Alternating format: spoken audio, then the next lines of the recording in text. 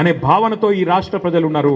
అందుకే దయచేసి నేను కోరుతా ఉన్న ప్రభుత్వాన్ని, ముందు మీరు ప్రజలకు ఇచ్చిన హామీలు నెరవేర్చండి. మహిళలకు చెప్పినారు మీరు 2,500 ఇస్తామన్నారు, బడ్జెట్లో డబ్బులు పెట్టండి. మీరు చెప్పారు పెద్ద మనుషులకు 4,000 పెన్షన్ ఇస్తాం 100 రోజుల్లోని, డబ్బులు పెట్టండి. ఈరోజు మార్చ్ 6వ తారీఖు 5వ తారీఖు ఈ రోజు వరకు రైతు బంధు పడలేదు. కేసీఆర్ గారు ఉన్నప్పుడు డిసెంబర్లో రైతు బంధు పడేది. ఇవాళ ఇప్పటి వరకు మరి రైతు బంధు పడ్డ పరిస్థితి లేదు. అది ప్రతిపక్షంలో ఉన్నప్పుడేమో ఇదే రేవంత్ రెడ్డి గారు ఆ రోజు ఎన్ని మాటలు చెప్పినారో ఒకసారి గుర్తు తెచ్చుకోండి. అయ్యప్ప సొసైటీలో కొన్ని నిర్మాణాలు ఆనాడు కొత్తగా వచ్చిన ప్రభుత్వం మరి కొన్ని డెమాలిషన్ చేస్తే ఇదే రేవంత్ రెడ్డి గారు మాట్లాడినారు.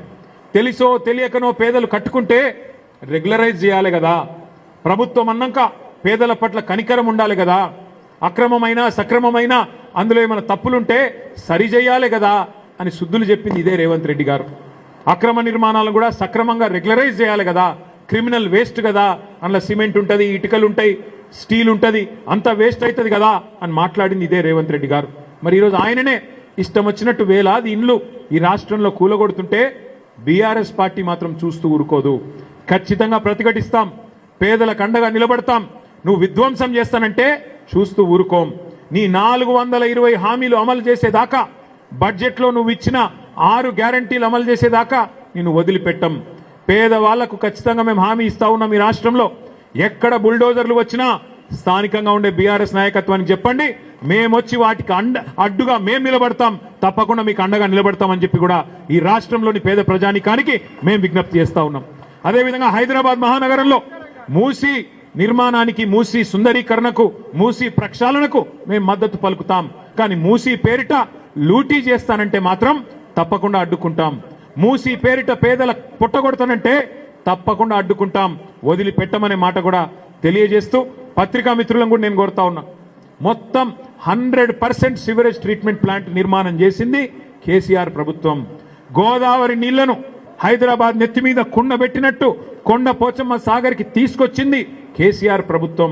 ఇవాళ మొత్తం వడ్డిచ్చిన విస్తర్లాగా మూసీ ప్రక్షాళనను కూడా బ్రహ్మాండంగా రేవంత్ రెడ్డి గారి చేతుల్లో పెట్టి, అయ్యా మరి చేయండి, పూర్తి చేయండి అంటే అది చేతగాక 2.5 ఏళ్లు గడిచినా ఒక్క ఇల్లు కట్టలేదు హైదరాబాద్లో రేవంత్ రెడ్డి గారు.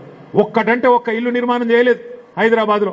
కేసీఆర్ గారు 1,00,000 డబుల్ బెడ్రూమ్ ఇల్లు కడితే నువ్వు ఒక్క ఇల్లు కట్టినావు హైదరాబాద్లో. ఇందిరమ్మ ఇల్లు అని ఇలా మేము కట్టిన ఇళ్లకు రంగులేస్తున్నాడు పెయింటర్ బాబు. రంగులు మార్చి ఇవాళ ఆ ఇండ్లకు రంగులు మార్చి 3 రంగులు పూసి ఇది మాయి అని డబ్బా కొట్టుకునే ప్రయత్నం చేస్తున్నాడు రేవంత్ రెడ్డి గారు. నేను ఛాలెంజ్ చేస్తా ఉన్నా రేవంత్ రెడ్డి గారు, ఈ 2.5 ఏళ్లలో హైదరాబాద్లో ఒక్క ఇల్లు నువ్వు కట్టినట్టు చూపెడితే నేను శాశ్వతంగా రాజకీయాలు వదిలేస్తా అని చెప్పి నేను ఇవాళ సవాల్ చేస్తా ఉన్నా. ఇంకా 2.5 ఏళ్లు మాత్రమే మిగిలింది నీకు. చేతనైతే చిత్తశుద్ధి ఉంటే ఇచ్చిన హామీలు అమలు చేయి, అంతేగాని పేదల గూళ్ళు కొడతాం ఇష్టం వచ్చినట్టు, వాళ్ళకు నోరు లేనోళ్ళు కదా ఏం చేస్తారు అనుకుంటే హైదరాబాద్లో ఉండే కేసీఆర్ గారి సైన్యం, హైదరాబాద్లో ఉండే బీఆర్ఎస్ దళం మేమందరం కూడా నీ బుల్డోజర్లకు అడ్డం వస్తామనే మాట కూడా మళ్ళొక్కసారి తెలియజేస్తూ, విధ్వంసం కాదు నిర్మాణం జరగాలి. మీరు సుందరీకరణ చేయాలనుకుంటే కూడా ఒక్క ఇల్లు కూలగొట్టకుండా చేయండి, మేము కూడా మద్దతు ఇస్తాం.